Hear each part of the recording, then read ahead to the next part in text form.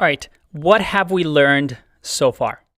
SSH uses both symmetric and asymmetric encryption. Since asymmetric encryption is more time-consuming, most of the SSH connections use symmetric encryption, as we've discussed.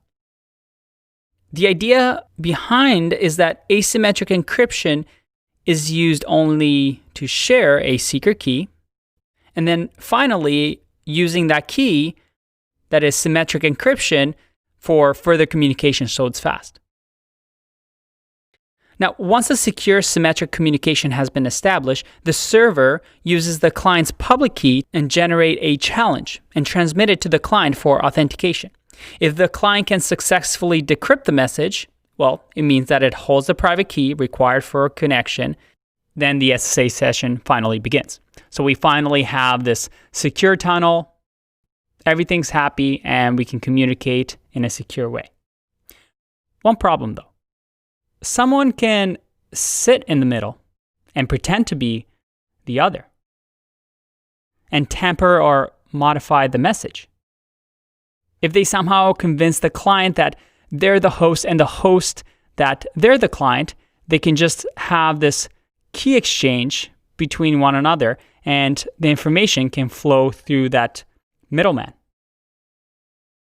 Now, to solve one of these problems, we'll talk about something called hashing. And hashing is another form of cryptography used in secure shell connections. Now, in my other course, The Complete Web Developer, we use something called bcrypt to hash passwords. So you may remember that. Now, one-way hash functions differ from the above two forms of encryption, the symmetrical and an asymmetric, in that they're never meant to decrypt anything. They simply generate a unique value of a fixed length for each input that it gets. And they're one way because if I hash hello, it's going to run through a function that spits out gibberish really, really fast, with the trick being that we have no idea how to get back to the hello text. So if going through a hash, if somebody looks at this, it's pretty much impossible for anybody to go back and figure out what this means. So how is that useful? Well, as we mentioned before, SSH is able to transmit messages securely, but if a third party is able to dupe the client and the host, well, they can tamper with the messages. Maybe they could change the messages for nefarious reasons.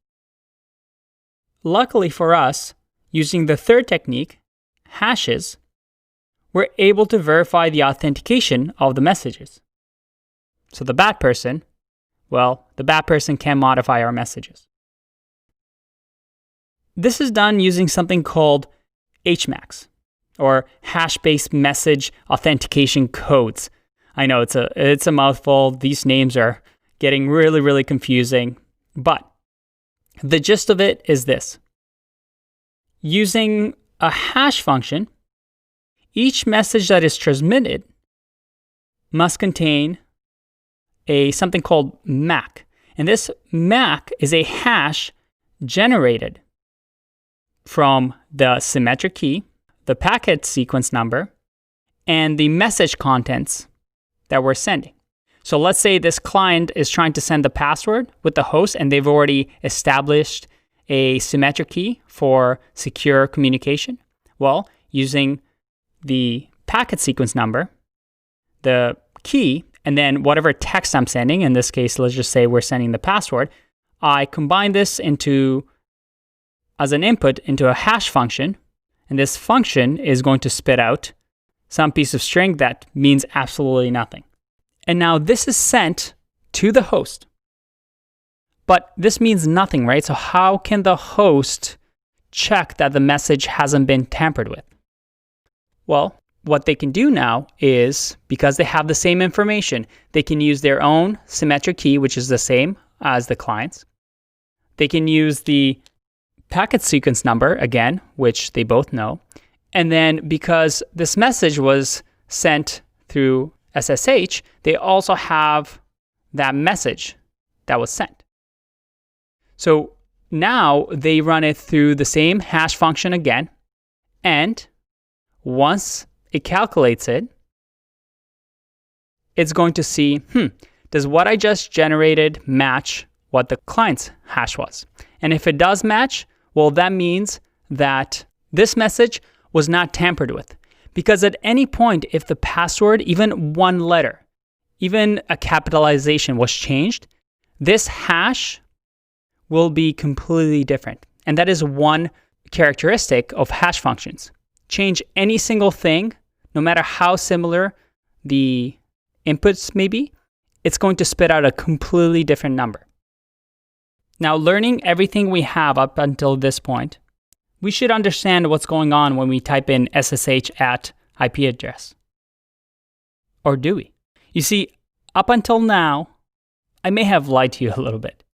Because everything that we've talked about, if I go to my terminal right now and we only implemented this, well, I would SSH into that DigitalOcean server, press enter, and I get a password requirement. But that didn't happen, did it, when I showed you in previous videos? I just immediately logged on and I was able to do anything that I wanted. And like I said, I cheated a little bit here. And I'll show you why that was and why we need to finally enter a password in the next video. I know, a little bit of a cliffhanger. I'll see you in the next video. Bye-bye.